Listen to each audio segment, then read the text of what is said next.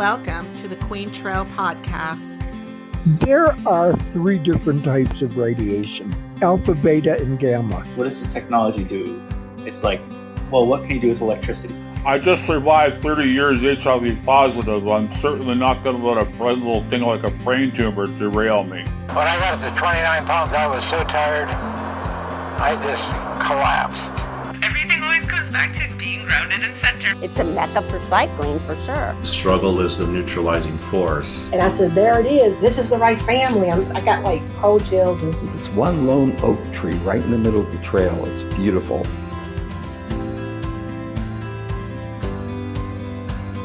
Hey everyone, I hope you had a great week since the last time that we got together. I want to start out with some exciting news for me that I'm really proud and honored to share. I'm a Davey Awards Gold winner in the category of General Interview Talk Show.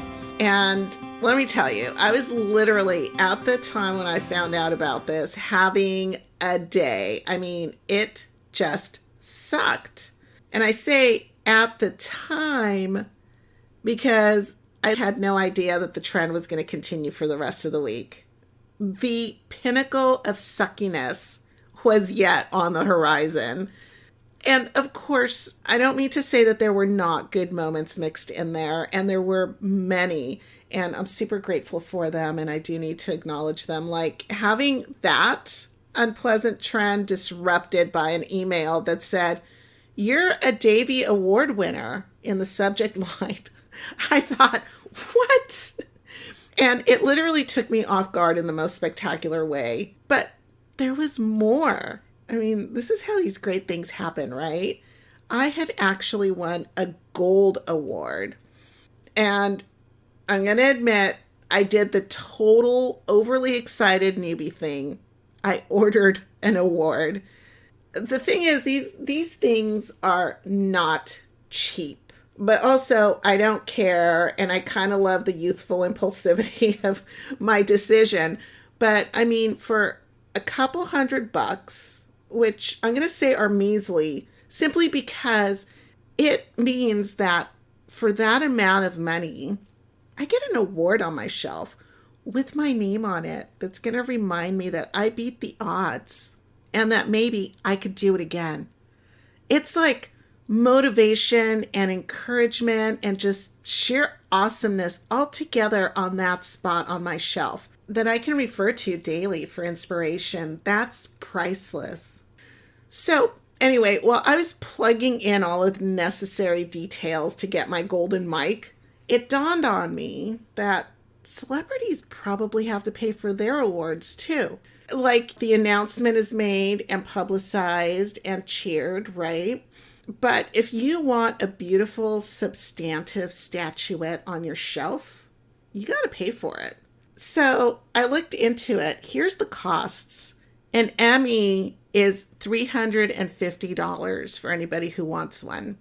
And I shouldn't say for anybody because some people get the Emmy, but if there happens to be multiple recipients, one Emmy goes to the group and then everybody else who wants one, you know, they either get to fight over it or they get to pay for their own. And also, if you want a replacement for yours.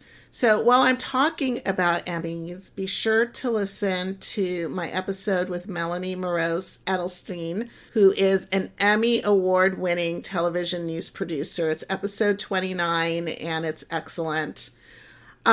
I decided to just look at the EGOT because that's always the term that gets bandied about, right? Everybody wants to be, you know, the quadruple threat in these awards. So there's a lot of other awards out there, but I only looked at these four. So a Golden Globe is made of zinc, marble, and gold. And they run about $800. I have no idea who pays for this, if the winner pays for it, or if they are presented with a Golden Globe. Oscars run around $400 to produce, but here's what's really interesting. The Academy of Motion Pictures Arts and Sciences went to court in 2015 in a bid to prevent recipients from profiting from the sales of any Oscar actually distributed after 1950.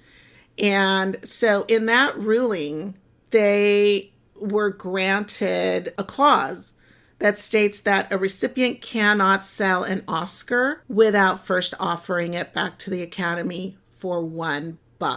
That's because top dollar Oscars like Michael Kurtz was the director of Casablanca. His Oscar fetched over $2 million when it was resold. Tony Awards run $2,500 each, and they only give out 2 Tonys at the awards. So anybody else who receives the honor of being announced as a Tony winner has to buy their Tony statuette for $2,500. So really, I feel like this is usual and customary for award winners. And I feel really honored that I was chosen among all of these other entries because it is an international competition. In fact, I just love this. If you go to their site, davyawards.com, go to their About at the top, David defeated the giant Goliath with a big idea and a little rock, the sort of thing small agencies do each year. The annual International Davy Awards honors the achievements of the creative Davids who derive their strength from big ideas rather than stratospheric budgets. And that's awesome because I don't have much of a budget. So that's really cool. Anyway, that's my fun update. And I am really excited to get back into the second half of my talk with Dr. Stacie Betancourt of Four Winds ADR Coaching and Counseling. Last week, we went really deep into the weeds of eating disorders and traumas and recovering from it with confidence and deep inner strength, as well as an optimistic focus on the future. It was a really good episode, and the theme continues in this part 2. We will be covering some subjects such as parenting and spanking and divorce. So there might be some triggers, just be aware of that. But we're also going to be talking about recovery through fitness and support groups, empathy and understanding, loving yourself, and realizing that you're so much more than these events that come into your life. So there's a lot in this episode. So please grab a cuppa and join my lifelong friend, Dr. Stacie Betancourt, and me in this continuation of our In the Company of Friends talk. You just mentioned your practice, and earlier you mentioned your dissertation and getting your degree. There was a big break in between there because, for the listeners, I should mention that we went through school together. So we've basically known each other, at least from junior high forward, because I don't think we went to the same elementary schools. But then Stacie and I were in so many classes through high school. We were. So there was a big break from college. It took you a while to get to the point where you wanted to get a doctorate. So what was the impetus behind that? Well, first of all, I've got to say, because my junior high and high school years were so tumultuous, I want to thank you for always being kind to me. Oh, that means a lot. You were always very kind. You were always very kind to me, where not many people were. Oh. And I've heard from some of our male students, of course, high school, we're all stupid, but very much so. So many of them expressed that they thought I was pretty, and they thought I was a fun person, and they thought all these things. I'm like, why didn't you tell me? I grew up, and it wasn't their responsibility, but, I felt very unvalued. And part of that was my upbringing, but, part of it was, the environment. So I want to thank you for always being very kind to me. Always saying hi, always, just being there, I never forgot that. So I appreciate that. That makes me feel so good. I was just talking, just a few days ago about how mean I was to a particular girl that we went to junior high school with. I was just like, terribly mean to her because the cool kids, in quotation marks, the cool kids were mean to her, and I wanted to be part of the cool kids group. So I was mean to her, and she didn't deserve any of this meanness. But I went out of my way to be mean to her one day, and the PE teacher, gosh, I don't remember. We had a male PE teacher in junior high school with dark hair. I don't remember his name. I'll have to think about it. He walked over to me, and he happened to be nearby, and he walked over and he looked at me and he goes, "No, no, Sil." And I was surprised that he was right there, and he goes, "You don't have to do that. You're better than that." And it really made me mindful of what I was doing and so deeply ashamed. And I remember seeing this look on the girl's face. And, there's like certain people where you grow up, you become a parent, you become an adult, you understand empathy better. And you wish, at least I do, I wish I could go back and find out where this girl is now so that I can apologize to her for whatever amount of time. To me, it was just a couple of weeks of me being mean. I never ended up with the cool kids because they ended up treating me like they treated that girl. So, I guess that's karma in the end. To me, it's, a couple of weeks, but to her, it was just unbearably long time, I'm sure, just to have one more person being mean. So, to be honest, it makes me feel so good to hear that I was kinder than my memory imagines that I was, because I always just think back to that moment and I'm like, I was probably like that all the way through high school and all through junior high school. And like you said, we're all so dumb at that stage. We don't know how to control our hormones that are coming in. We're growing up, our brains are literally going through this metamorphic process. We're trying to deal with our peers keeping our grades in school at a level where they're supposed to be. And just there's a lot that's being thrown at us. They are tumultuous. So I'm glad that there was some kindness within me that made a difference. It's wonderful to hear that. Well, definitely. And as far as my academic journey, it's kind of funny. I did not go to school. I tried very hard to avoid going to school. The year I was graduating, my mother said that I was not smart enough. Just get a job, go get a mall job, because I was going to get married early and have children. Mm. And I did get married at 23.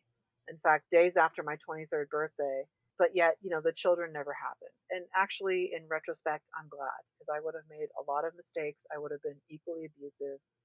The cycle would have been bad. So I'm glad I was not able to have children. I think that's where I believe in a higher power knows better than we do. Mm-hmm. So whatever higher power you subscribe to, believe in, I think they really know what's going on. For me, I went to my father after that. My older brother's adopted. I was my father's only child that he created with my mother.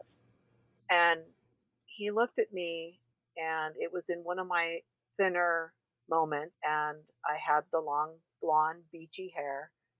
And he touched my hand and he said, "Oh, sweetheart, it's a good thing you're cute. You're just not smart enough."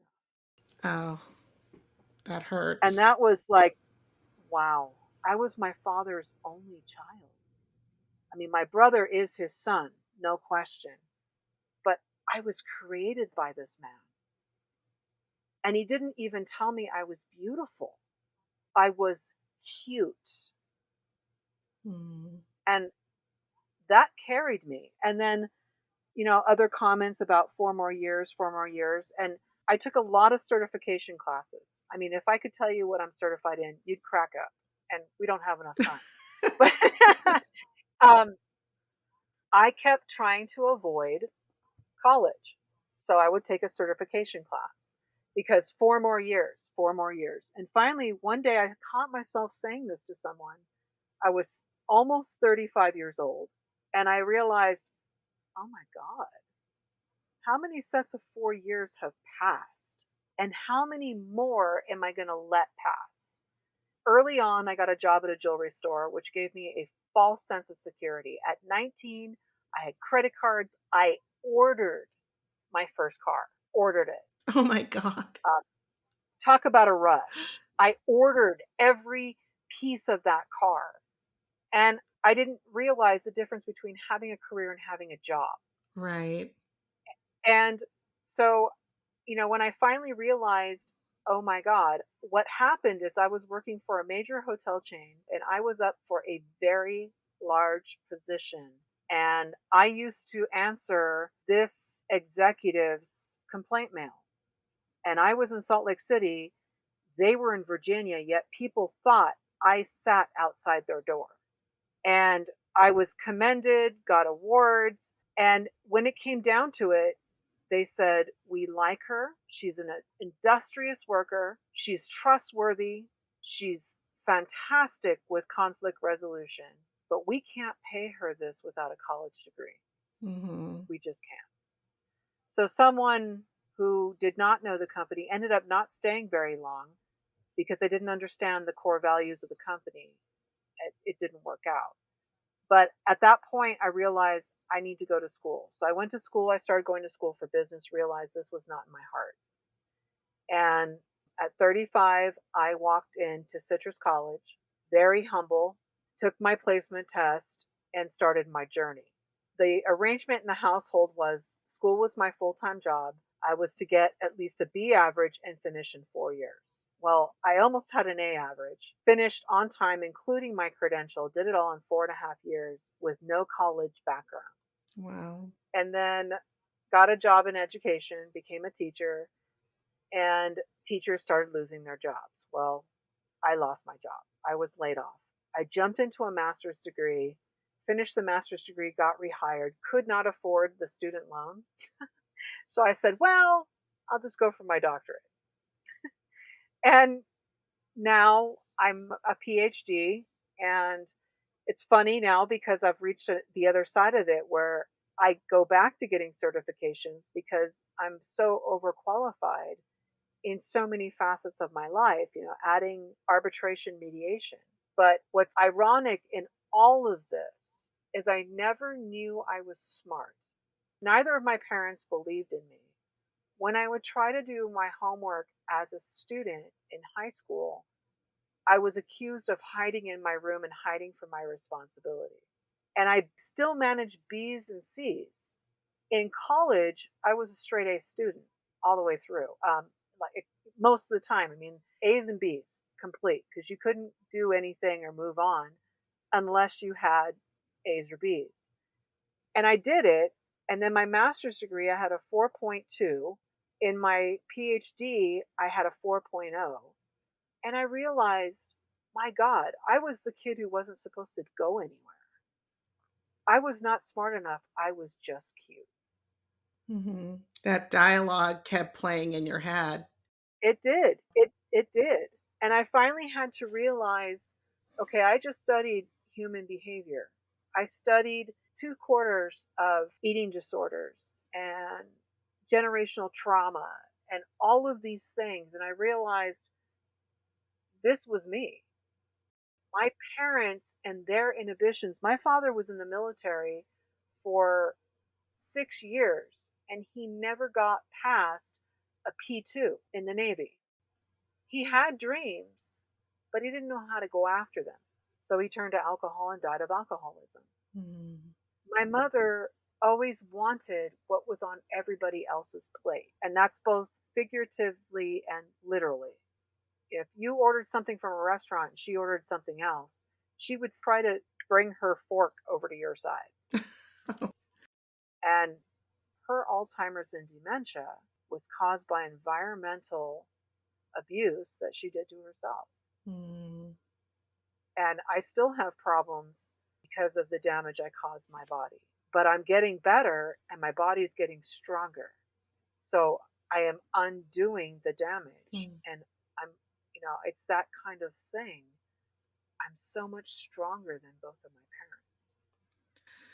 Yeah, I was listening to a psychologist once. I think his name was Dr. Stephen Marmer. This was like ages ago. I mean, my kids were really little, and Cameron is 25 now, so he must have been like a toddler at that time. So it's been quite some time. But he said two things that really changed the way that I parented, but one of them speaks directly to what you were just saying, where he said that if we're lucky, we will actually learn from our parents and become better than them. And that is the goal of each generation that continues on to become better than their parents. And I see that in my kids. Like, I'm always like, how in the world did you get so smart? Like, I really think my kids are a million times smarter, a million times more motivated, a million times more amazing than I ever have been or could be. Like, I'm just clearly very proud of them. But I do see Sophie is so much more empathetic and thoughtful and kinder than I would be in a lot of situations. And so I let her take the lead. I'm mindful of that. Like, I'll be ready to just write somebody off, and, she'll go, oh, well, blah, blah, blah, blah, blah. And it's like, God, I'm learning so much more from my kids than I ever taught them. But I think that that's kind of maybe what happened with you was that you did learn from your parents, and that's what we're supposed to do. We're supposed to actually learn from our parents. And it's interesting because I see a lot of parents, and I probably have done it myself. I try not to, where we want to shelter our kids from going through what we went through. And so we do whatever we can to not allow our kids to have that experience. But we forget that they're looking at us like, don't shelter me, like their perspective is it's like looking through a two-way mirror. Like, this side of the mirror is going, I'm going to shelter you and I'm going to keep you from doing these things, or I'm going to control you and I'm going to stop you. Whatever that motivation is, I'm going to stop my child from experiencing XYZ and growing from that, because experiences and challenges are what we grow from. And on the other side of the mirror, the kids are looking in going, I'm going to do everything that I can to not be stopped from doing whatever it is.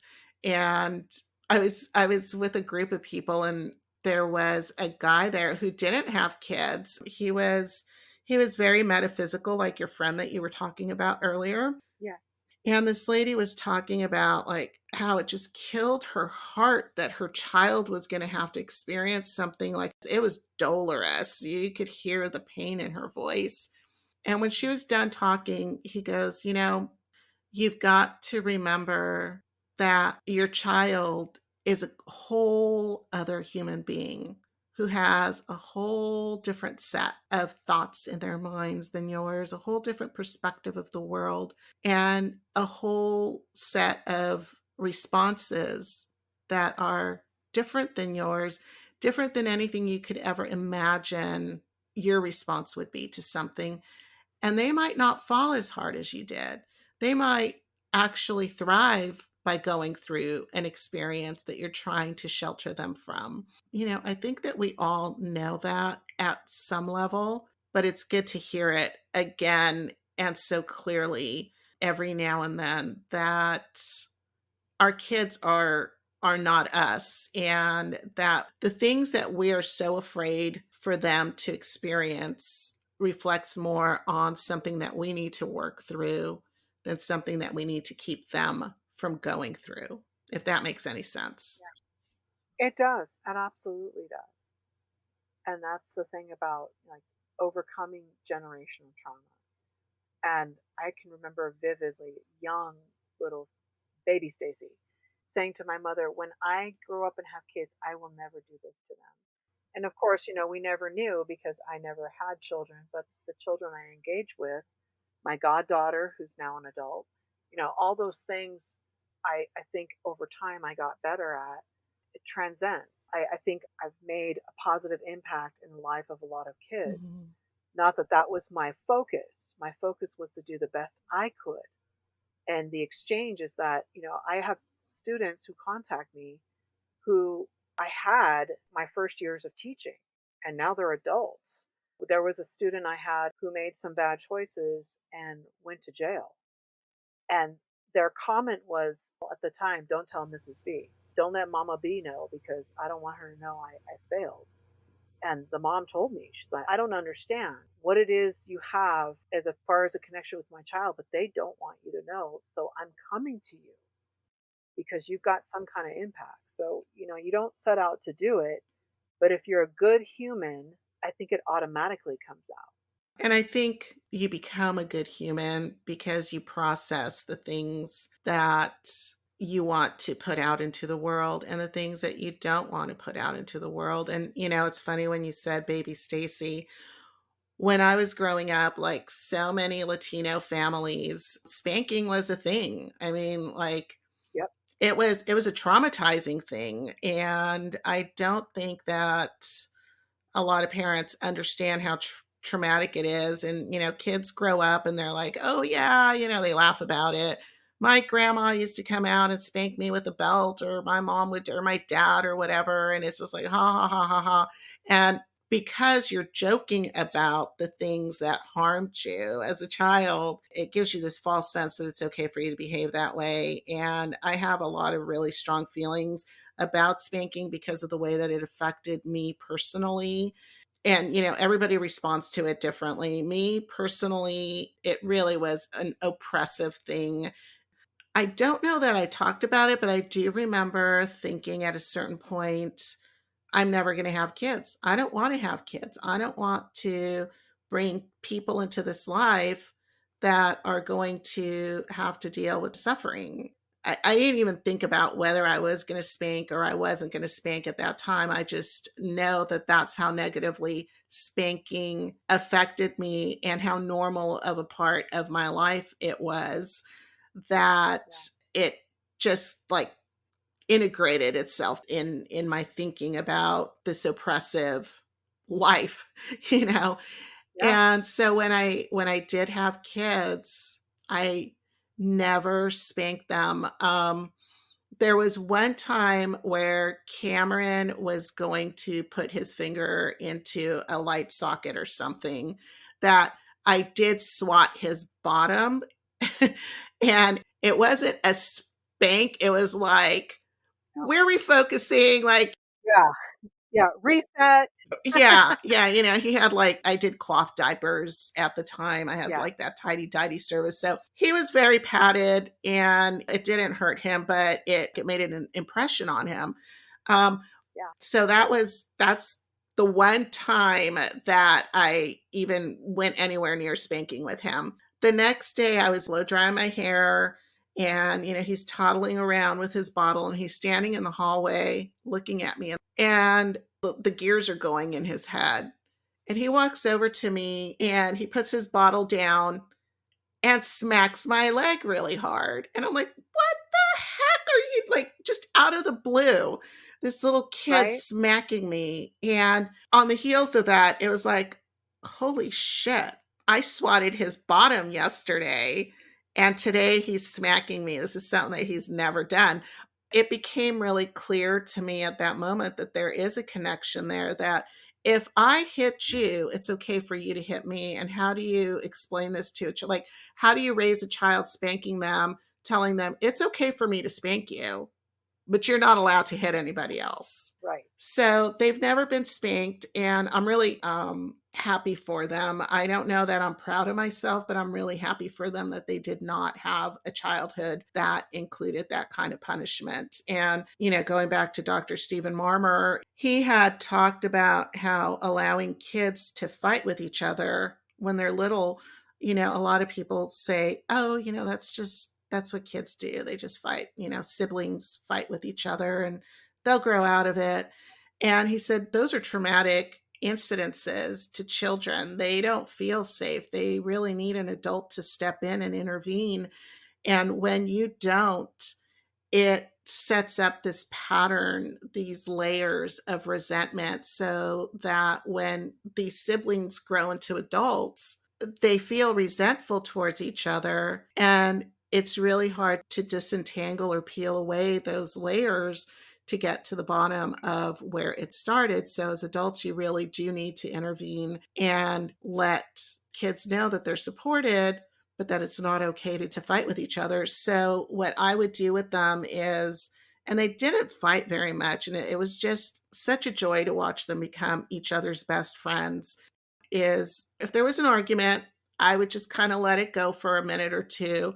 If it seemed to escalate or they weren't able to resolve it, I would just tell them, you guys can each go to your own room, sit there for as long as you need to calm down and get back into a place where you can be nice to each other, and then you can come out.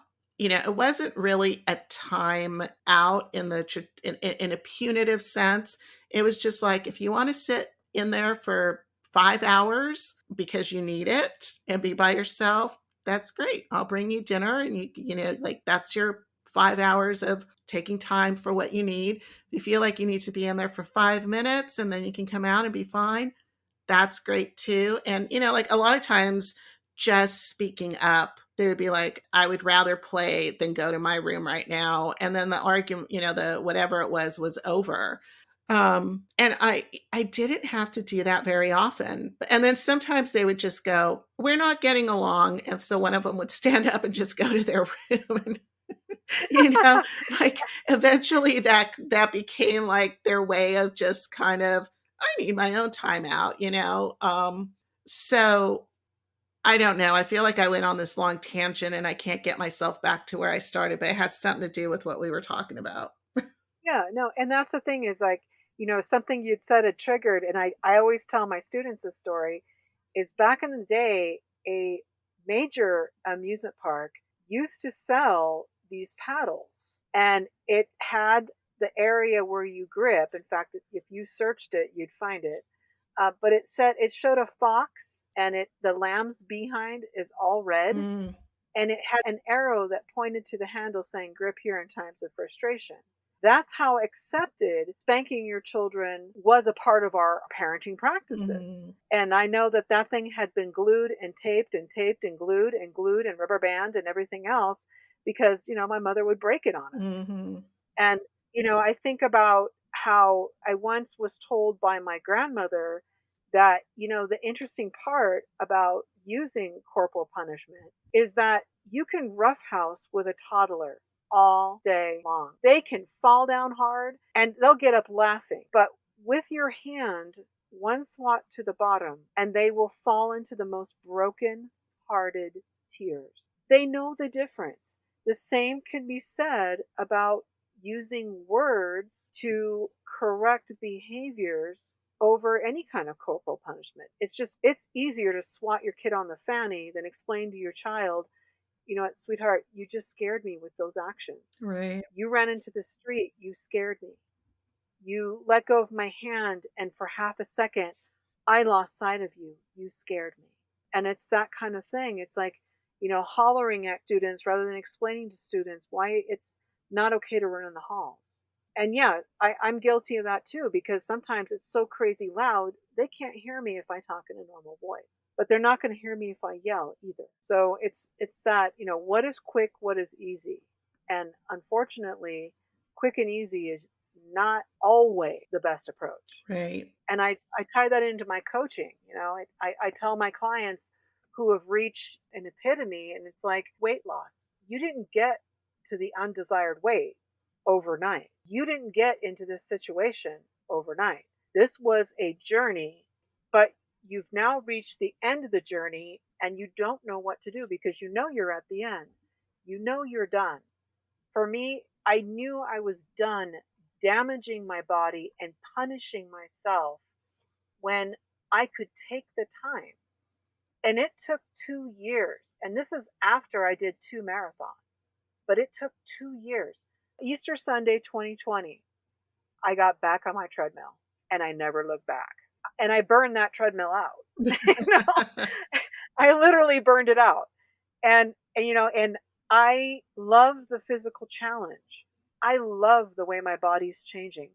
And at my most lowest anorexic, bulimic weight now, I have muscles, I have body definition, I have energy, I have stamina, I sleep well at night. And again, I have to draw back to my peak challenge because they really help me on a level that I don't even think the coaches even realize, because there's so many members, you don't get intimate, but the members connect with each other. I have a friend in the Netherlands. I have another friend, in LA. I have another friend that's in Scotland. They're all over the place. And these are people I cherish. I have a friend in Poland, and these are friends, so you get much more than you bargained for. So wonderful. And it's just such a positive approach to handling life. Yeah, it does. It brings you a Yes. lot.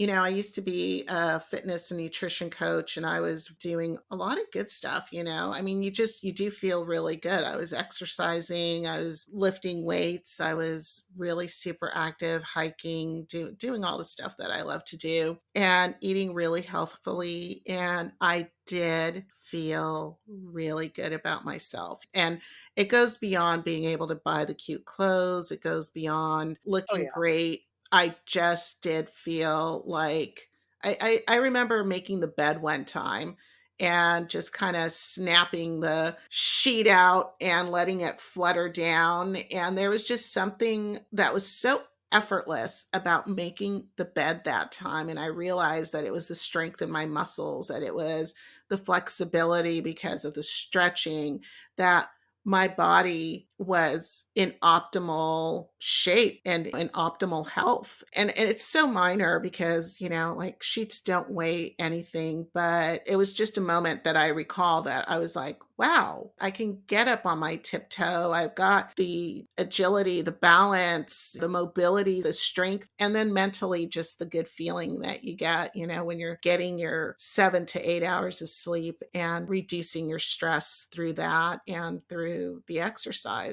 and the healthy diet. It's true. It's really true. It's like, It's a gift to yourself. yeah, it's like the magical trilogy. It does. It makes like such a big difference. So you've gone on from this lifelong journey of being very intimately aware of the negative side of parenting, going through your eating disorders, going through a lot of challenges that brought you to the point where you did get your doctorate, and you've incorporated all of those experiences and everything that you've learned. I mean, anybody who's gotten a doctorate, anybody who's gotten a master's knows that it's an arduous process to get there, and Yes. a lot of research, a lot of work that goes into it to open a life coaching and counseling practice. What motivated you to go in that direction and put that shingle up that you're in business to help others? What kind of motivated it is that I was in one of my required internships where you go in and you invest your hours for your doctorate. And for me, it was realizing that my PhD, because of the school, unfortunately, I was non-clinical. It sounds silly, but I didn't really understand the impact of that until I began to look at the differences between clinical, non-clinical, and what that meant for me and what that meant for my future. And I realized that the PhD course I was taking was all research based and that it had no ability to work with other people. So I had to begin to search for a way to use my education in a way that will help others. And that's when I discovered life coaching. And it has opened a lot of doors. I've added the divorce coaching, the divorce recovery coaching. And then the more I've been in this industry, the more I have had an aptitude for law. And there were a couple of points in my life, in my academic journey, where I thought, do I want to be a teacher or do I want to be a lawyer? And unfortunately, I let people talk me out of it, the law avenue, because they said, oh, you're too sensitive. you can't cry in front of clients, and, you're going to have to go this route. And it's not that I don't like teaching, but it's that I think I was more suited, and going to school and getting my certification as an arbitrator and mediator, it's giving me a freedom that I didn't know I had. So I've kind of taken the long journey again to get where I want to go. Mm-hmm. And I'm not beyond, because I know in California and in Washington, I can take the bar exam and then intern under an attorney. Well, as a PhD, as an arbitrator mediator, and taking the bar, I would be an easy shoe in.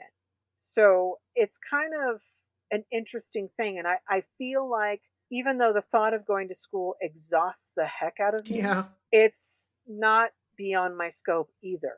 So that's kind of where I'm at in this point, is that I don't know if I want to take the shortcut, go for 4 years of working underneath an attorney, knowing that I already have the skill set, or just continue to move down this journey, knowing I can mediate, I can arbitrate, I can coach, I can do a lot of things.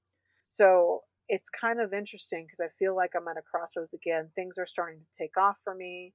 Life is a journey, and I'm willing to ride the ride. Yeah, it definitely is. And I think that there is no right choice, there's no right answer. It needs to be what you feel in your heart and in your mind. It's what's giving you the most sense of accomplishment and actually meeting your goals, which is to help others. But I just wanted to add that when I knew that I had to get divorced, it was traumatic, to say the least. And I think that was like a Saturday, and I was stressing out. My kids, of course, were. I was trying to keep them calm.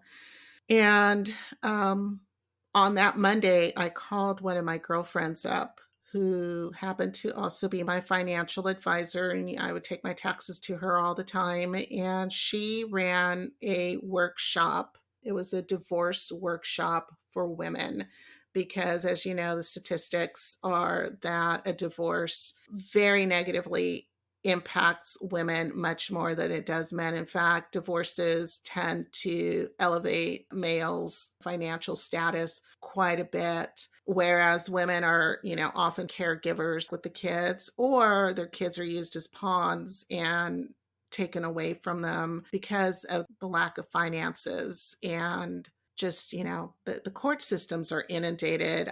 I knew about it. It wasn't like a huge eye opener to me, but it was really, when I was sitting in that courtroom listening to the cases before mine, it was just kind of like, whoa, there's a lot of need for mediators and a lot of need for life coaches and counselors.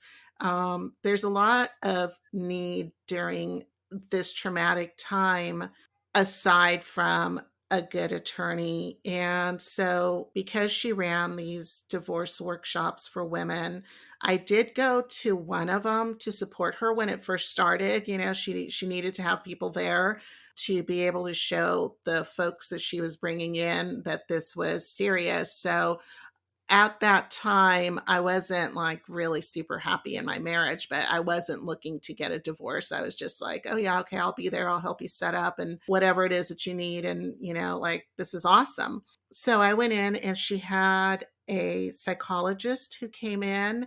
I remember the psychologist passed out little cards, like credit card type cards. It was just like little tiny, like anger, do this, sadness, check this, and that sounds very simple, but it was actually like, wow, this is really cool. This is stuff that you don't think about when you're in that moment. And, when you're overwhelmed, grab your wallet, pull this little card out, look at it. And then on the back side, it had like some breathing exercises or, something like that, some meditative type stuff, which was great. And so that lady was there and talked for about a half an hour, and we did like this calming exercise with her. And then the next woman that came up was talking about getting your credit started, you know, like a lot of women, and I'm talking specifically about women, and I don't mean to exclude that, men go through their own trauma as well. I definitely don't, but I'm just talking right now specifically about the woman's perspective and my perspective of going through my divorce. But a lot of women don't have credit. They allow their husbands to be the ones that deal with the finances. And that is not 100% what happens, but statistically this tends to be a higher percentage of women will allow their husbands to handle finances than the other way around. And I think part of it is the way that society raises us, males, females. There's a whole spectrum of gender identity. But in speaking specifically to males and females, males are raised to be tough, rough, get whatever they want. There's this level of confidence, but they're also expected. There's this expectation, and this is, I think, part of the resentment. Not 100% the story, but there's this expectation that you're going to grow up and take care of a woman. You're going to be the breadwinner. You're going to be the one that does everything in terms of finances, in terms of house repair, mowing the lawn, etc.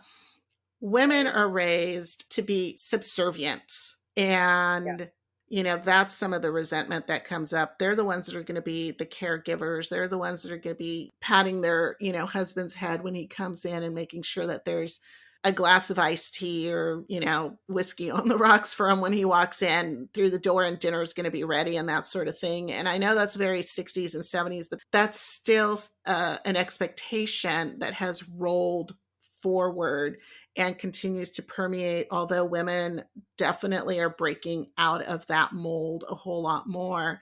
But as long as those generations are still alive, it's still going to be something that molds society. And so these divorce workshops, I felt, were really helpful. She would bring 3 experts in their various fields to talk about like getting your credit score up to a level where you can get credit when you leave that marriage, so that your financial path is a little bit easier to navigate and therefore allows you to be a little bit more successful, because that was a huge fear for me.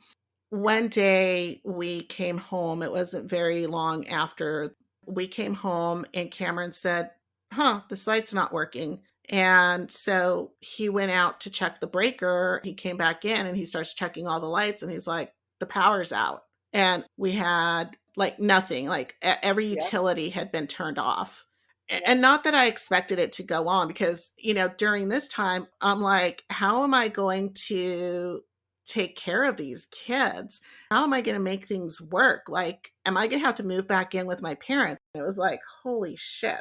But I had so much more ability than I ever thought, because I did let my husband at the time handle all of the finances. I was, I was your typical married woman, so I was that same person. yeah, I allowed him to do that. He told me I was like a financial idiot, and I believe that. I really believe that. We had to file bankruptcy like you did, like so many people, in 2012. And I was told that it was my fault, that I didn't know what I was doing with money. And I bought into it. I really did. I just thought I was like a complete idiot. And because I went to that seminar just as somebody who was there to support her friend, I did listen to these experts, and I thought, I have like 0 credit. I literally have no credit.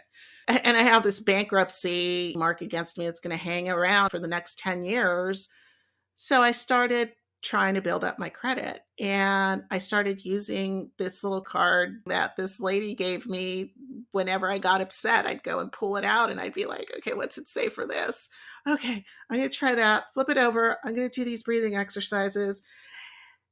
It's just these little things that you need. And then when the divorce happened, I can tell you that it's so traumatizing to go through something like that, especially when there's kids. And we definitely didn't have like any big property to speak of whatsoever. So I didn't even have to go through splitting a home. It was just kind of like, whatever you want, you can have it. We just want you to be out of our lives so that we can heal. But it's such a lonely, often just devastating journey to take to go through that. And of course, here I am on the other side, but I just want to encourage you to not feel that not being an attorney is somehow less helpful to others than your counseling and your life coaching, because I think there's a huge need for that during a divorce process. Agreed. And that's, yeah. And that's the thing. And part of me is that I don't want to do anything unless I have education behind it. Mm-hmm. Everything I do, I've been certified for. So I don't need the attorney. I don't need to be an attorney. I wouldn't mind taking the bar exam just to be able to take the bar exam. It's a $600 test, so I need to be ready if I'm going to do that. But for my own self now, I never want to say whatever.